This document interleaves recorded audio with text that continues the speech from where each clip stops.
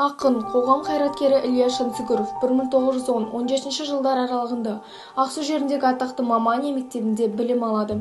1920 жылы Алматыға келіп мұғалімдікпен қоса Ташкенттегі Қазақ ағарту институтының қысқа мерзімдегі курсын тамамдайды. 1925 жылы Мәскеуде коммунистік журналистика факультетіне түсіп, оны 1928 жылы аяқтап шығады.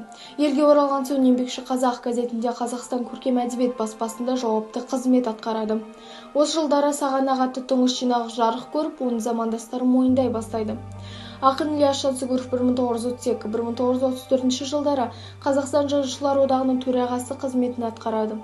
Кек, Түрксіб, Исатай Махамбет атты драматургиялық шығармалары ақынның дарынын айғақтай түседі.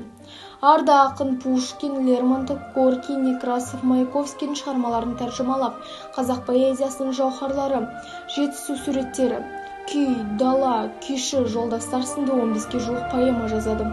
Қаламгердің шоқтығы биік бірегей шығармасы Құлагер поэмасы.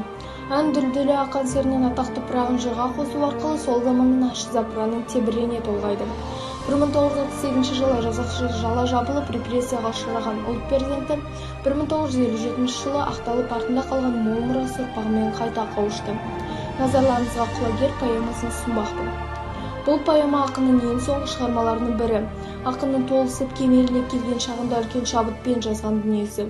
Ильясты заманның әділетсіздігіне төзе алмай, соңында дәрменсіз қалған ақан серінің сұрапыл өмірі қызықтыра түседі.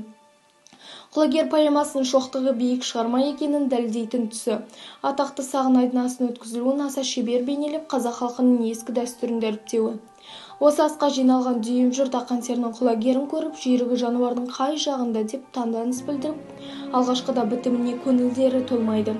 Кейін құлагердің бабы мен сынын Күреңбай тап басып айтады. Құлагер поэмасы қазақтың дарынды әншісі ақан сері өмірінің трагедиялық тұсын шынайы суреттеу арқылы сол кезеңдегі замана шындығын, рухани дағдарысқа ұшыраған адамдар бейнесін толық аша білген ауқымды туынды. Осындай шығарманың туындауына себепкер болған поэзия құлагері. Он қолынан өнер тамған шебер ақын Ильяс Жансүгіровті халқы ешқашанда ұмытпақ емес. Назарларыңызға рахмет.